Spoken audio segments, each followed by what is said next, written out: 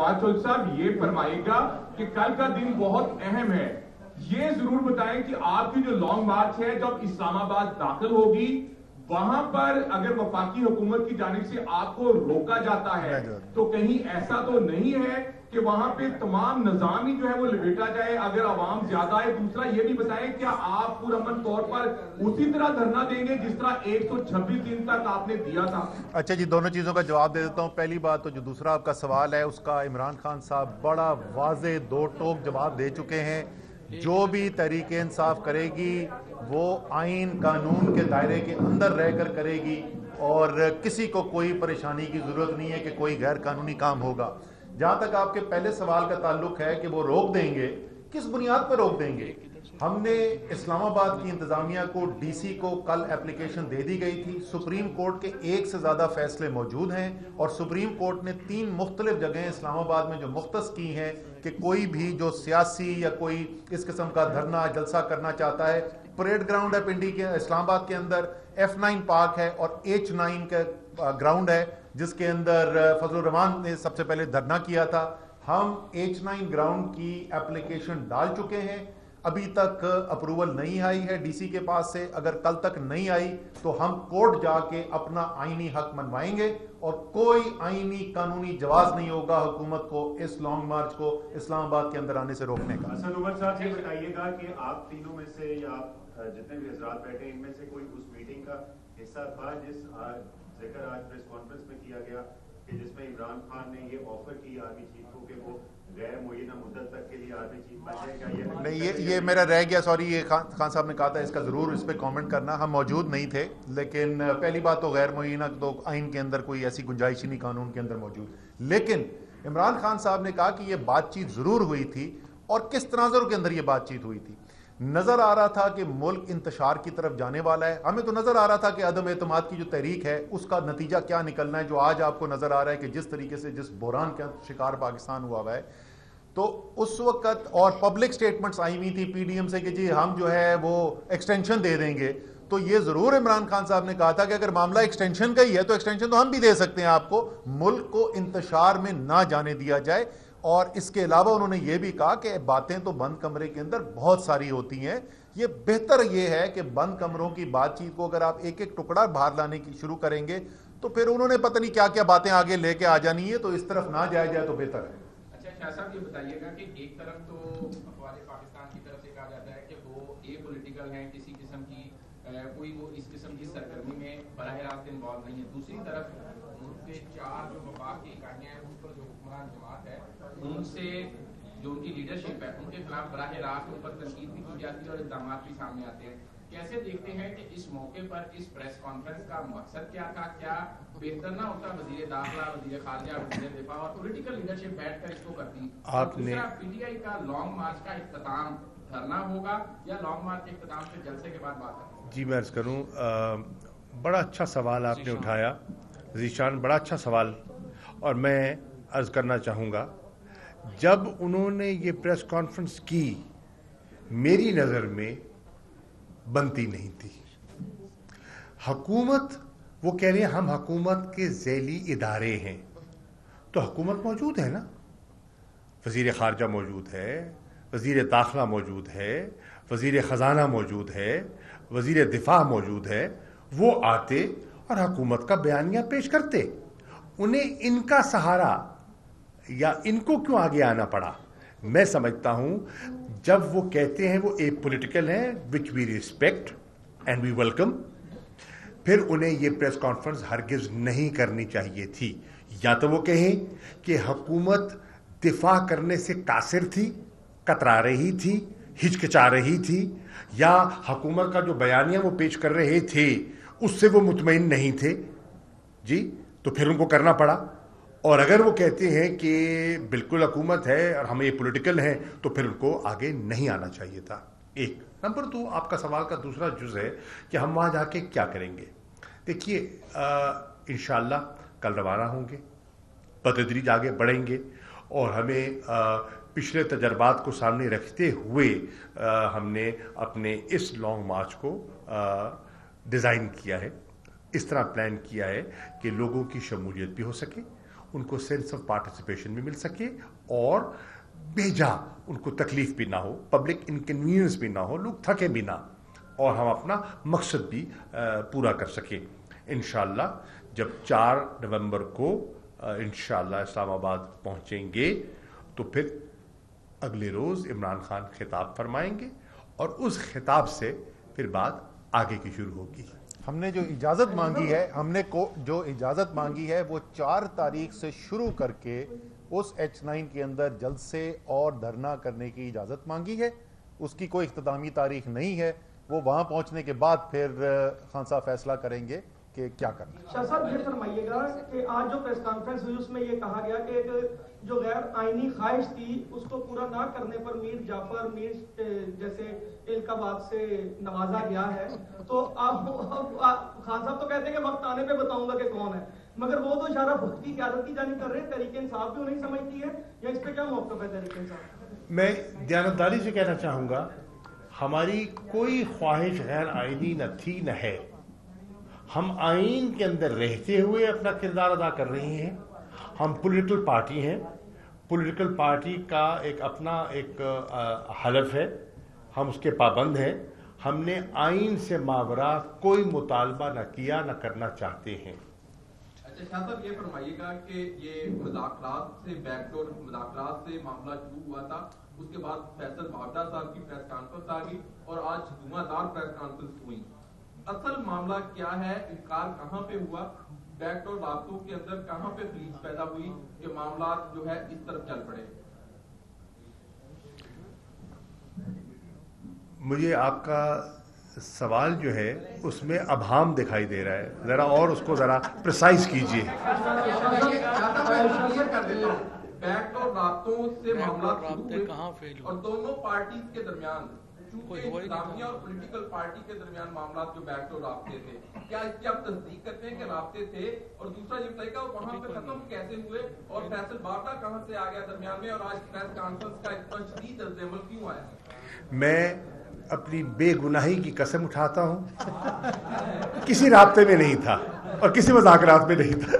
شاہ صاحب ذرا شاہ صاحب کلیئر کیجیے گا, شاہ صاحب کلیئر کیجیے گا کہ آپ ایک لمبے عرصے سے پولیٹیکل دیکھتے ہیں سارے معاملات. اس وقت ایکسٹریم ڈیڈ لاک آ گیا. آج صبح جو پریس کانفرنس ہوئی وہ بڑا کلیئرٹی تھی کہ ایکسٹریم ڈیڈ لاک ہے, بلکہ آپ کو گناہ گاری ڈکلیئر کر دیا گیا ہے. اب اس ڈیڈ لاک جو اب آئس میلٹنگ ہے, کیونکہ آئس میلٹ نہ ہوئی تو آپ اپنی پوزیشن ہے کھڑے ہو گئے ہیں, حکومت کی اپنی پوزیشن ہے, پاکستان کے اداروں نے اپنی پوزیشن لے لی ہے جو بھی ہے. اب اس میں آئس میلٹنگ کے لیے کوئی راستہ آپ دیکھتے ہیں کہ نکلے گا, کہ وہی آپ کی ایک ہی سنگل پوائنٹ ایجنڈا کے الیکشن پر آؤ, وہیں سے راستہ نکلے گا, اس کے علاوہ کوئی راستہ ہے کہ نہیں ہے؟ دیکھیے سوال یہ ہے ملک کی ضرورت کیا ہے. ٹھیک ہے, ہم کسی ڈیڈ لاک نہیں چاہتے, اور سیاست دان ہمیشہ راستہ نکالتا ہے, راستہ تلاش کرتا ہے, ڈیڈ لاک اور جمود کو توڑتا ہے. ٹھیک ہے, ہم بالکل چاہیں گے راستہ نکلے. ہم نے تو حکومت سے بھی کہا تھا کہ اگر ہماری نظر میں ایک معقول راستہ شفاف انتخابات ہیں, اس پر آپ تیار ہوں, ہم آپ کے ساتھ بیٹھ کے گفتگو کرنے کے لیے تیار ہیں. شفافیت کے لیے اگر کوئی قانون سازی درکار ہے, الیکشن کمیشن کو زیادہ فعال بنوانے کے لیے, زیادہ شفاف بنانے کے لیے اگر سمجھتے ہیں کہ کوئی نوک پلک درست کرنے کی ضرورت ہے, ہم اس کے لیے بھی تیار ہیں. الیکٹورل ریفارمز درکار ہیں, ہم اس کے لیے بھی تیار ہیں. ٹھیک, لیکن راستہ ہم سمجھتے ہیں یہی واحد راستہ ہے ڈیڈ لاک توڑنے کا. اگر حکومت سمجھتی ہے ان کے پاس کوئی اور راستہ ہے تو وہ بتائیں, ہمیں تو دکھائی نہیں دے رہا. ہم تو سمجھتے ہیں کہ وہ ملک کو مزید دلدل کے اندر دھکیلتے چلے جا رہے ہیں. آج آپ دیکھیں کہ کہا گیا تھا ڈار صاحب آ گئے تو روپیہ جو ہے اس کی قدر جو ہے مستحکم ہو گئی. آج پھر سنا ہے کہ روپیہ پھر گر گیا ہے, ڈالر پھر چڑھ گیا ہے. ٹھیک ہے, ملک میں سرمایہ کاری نہیں ہو رہی, انسرٹنٹی ہے. ملک کا کاروباری طبقہ, تاجر طبقہ, آپ کا کارپوریٹ سیکٹر, سب تنخواہ دار طبقہ جو مہنگائی میں پسے ہوئے ہیں.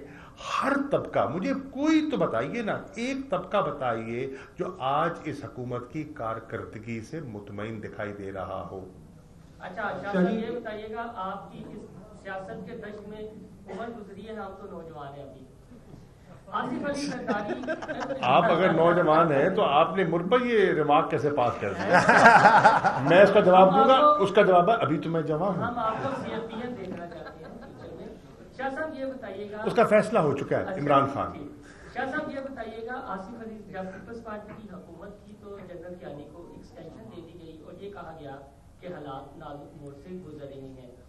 جب جنرل باجوہ کی دفعہ آیا تو یہ بات کلیئر کیجیے گا, قوم یہ سچ بھی جاننا چاہتی ہے کہ یہ جو ایکسٹینشن آپ کے دور حکومت میں دی گئی اور آپ کے دور حکومت میں ہی ترمیم ہوئی وہ کہ ساری جماعتوں نے اس پر لبیک کہا, تو یہ جو ایکسٹینشن تھی, اور آج نواز شریف کہتے ہیں کہ آرمی چیف کی وجہ سے PTI جو ہے وہ احتجاج کرنے جا رہی ہے, تو یہ جو آپ نے ایکسٹینشن دی تھی وہ آپ کو سٹک دکھائی گئی تھی یا تب آپ پارٹی PTI کے ذہن میں اور عمران خان کے ذہن میں کیا تھا؟ اور تھوڑا سا سچ بول دیجیے. دیکھیے تھوڑا سا نہیں, پورا سچ بولیں گے, ٹھیک ہے. بات یہ ہے ایکسٹینشن ہوئی, اس میں کوئی شک نہیں. آپ کے علم میں ہے کہ اس وقت جو افغانستان کی صورتحال ہے, ایک ٹرانزیشن تھی, ایک نیگوشیشنز چل رہی تھی, پیس پروسیس جاری تھا, تو خیال یہ تھا کہ کنٹینیوٹی چاہیے کمانڈ میں تاکہ وہ معاملات جو ہیں اپنے حتمی نتیجے کو پہنچے. نمبر 1 ہم نے کر دیا. اعتراض کس نے کیا؟ کچھ لوگوں نے کیا جو آج وکالت کرتے ہیں. پھر جب جن کو اعتراض تھا تو انہوں نے بڑھ چڑھ کے ووٹ کیوں دیے؟ پھر اسمبلی میں گیا نا معاملہ, تو اسمبلی میں میں کہتا ہوں یہ ایکسٹینشن جو ہوئی یہ تمام پاکستان کی پارلیمانی جماعتوں نے مل کے دی. ہمارے بھی کیا کہہ رہے ہیں, اگر ان کو اعتراض تھا تو اس وقت اعتراض کر سکتے تھے.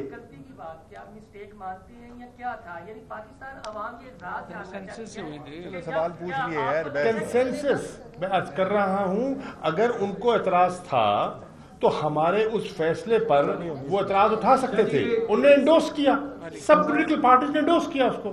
سب سے پہلے تو best of luck for tomorrow. Thank you. Sir ایک الزام ہے اور ایک سوال ہے. الزام یہ ہے کہ بند کمروں میں بھی جو ملاقاتیں ہوئی اس میں بھی ایکسٹینشن کی بات کی گئی, تو PTI کیوں سمجھتی ہے کہ جن کو ہینڈلر کہا جاتا ہے ان کو ایکسٹینشن بھی دے دی جائے یا مؤخر کر دیا جائے؟ Is it a good decision? Secondly sir یہ ہے, ایک جمہوری پارٹی, چوہے صاحب نے بڑی اچھی بات کی تھی کہ ایسا نہیں ہوگا کہ اشرافیہ فیصلہ کرے, اور ایک ایسی جمہوری پارٹی جو ہے کیا وہ فوج سے انتخابات مانگتے ہوئے اچھی لگتی ہے سر؟ ایک ایسی جمہوری پارٹی جس کے پاس عوام کا مینڈیٹ ہے, اور اگر سر یہ ریت چل پڑتی ہے پھر تو ہر 4 سال کے بعد کوئی نہ کوئی آئے گا اور کہے گا جناب میں نے 2 ضمنی الیکشن جیتے ہیں, مجھے انتخابات چاہیے آفٹر 4 years. مینڈیٹ اگر 5 years کا ہے تو let it be sir, why not wait for few more months and you will have your victory. میں اس کا جواب دوں. یہ 5 سال کا مینڈیٹ کب ملا تھا؟ یہ کون سے مینڈیٹ کی آپ بات کریں؟ میں سن دینا نا, سوال پوچھ لیے یار, مجھے جواب دینا تھا نا. مینڈیٹ تو بھائی عمران خان کو دیا تھا قوم نے, 155 ضمیروں کی منڈی لگا کر 155 سیٹوں والے کو گھر بیچ کے اور 82 سیٹ والے کو جس کے پر فرد جرم عائد ہونی تھی اس دن اس کو وزیر اعظم کا حلف دلوا کے, یہ عوام کے مینڈیٹ نہیں تھا میرے بھائی. یہی تو ہم کہہ رہے ہیں کہ آپ کے خیال میں عمران خان سے حکومت ٹھیک نہیں ہو رہی تھی, عثمان بزدار بڑا خراب تھا, پنجاب نہیں چل رہا تھا, ہم مقبول نہیں تھے. کرنے دینا فیصلہ عوام کو. عمران خان جو ہے وہ مانگ کیا رہا ہے؟ اگر عمران خان یا تحریک انصاف یہ مطالبہ کر رہے ہوں کہ جی فوج آئے اور شہباز شریف کو اٹھائے اس کرسی سے اور عمران خان کو بٹھا دے, تو یہ بالکل غلط بات ہوگی. عمران خان کہہ رہے ہیں کہ فیصلہ نہ عمران خان کریں, نہ شہباز شریف کریں, نہ پاکستان فوج کرے, فیصلہ کرے عوام, اور جو عوام کا فیصلہ ہو پھر قبول کیا جائے.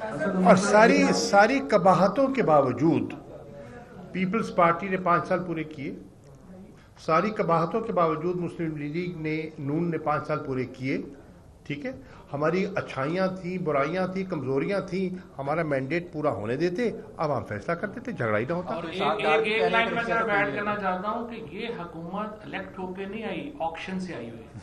آکشن حکومت کا آئین کے اندر کوئی تصور نہیں ہے.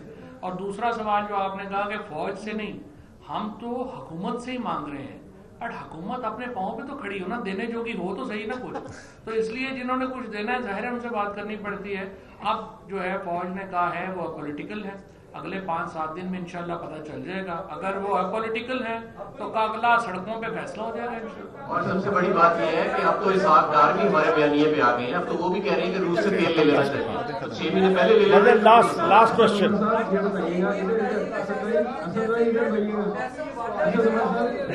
لاسٹ بتائیے گا کہ سابق ایک وزیر اعظم لندن میں بیٹھ کے ہمارے ادارے کے سربراہ کو جو ہے نام لے کر جو ہے وہ کہتے رہے کہ ان کا یہ قصور ہے، یہ قصور ہے. اور یہاں پر خواجہ آصف صاحب ہیں، وہ ایوان میں بیٹھ کر جو ہے وہ اداروں کو تنقید کرتے رہے.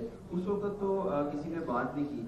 اب اسپیشلی ٹی وی پر آ کر بات کرنا یہ، اور ٹائمنگ اس وقت جب کہ آپ لانگ مارچ شروع کرنے جا رہے ہیں، یہ میسج کیا ہے اور کیا جو ہے وہ اس کا یہ جو ٹائمنگ کیا ہے اور کیا بتانا آپ کے سوال میں بہت وزن ہے. اس وقت صورتحال پتہ ہے کیا ہے؟ اس وقت صورتحال یہ ہے کہ جب میں ٹیلی ویژن کے اوپر بیٹھ کے یہ دہراتا ہوں کہ نواز شریف نے کیا الفاظ استعمال کیے تھے فوج کے بارے میں تو ان کو حذف کر دیا جاتا ہے. جب میں خواجہ آصف کی تقریر جو قومی اسمبلی کے ریکارڈ کا حصہ ہے، جب میں ان الفاظ کو دہراتا ہوں وہ بلیپ کر دی آواز بند کر دی جاتی ہے. سو اگر ہم ایاز صادق ہے، رانا ثناء اللہ کے سٹیٹمنٹس ہیں، پرویز رشید کے سٹیٹمنٹ ہیں، آصف زرداری کے سٹیٹمنٹ ہیں، وہ تو فہرست ختم ہی نہیں ہوتی نا. تو اصول جو ہے وہ اصول سب کے اوپر برابری سے ہونا چاہیے، ورنہ فیصلہ عوام ہی کرے.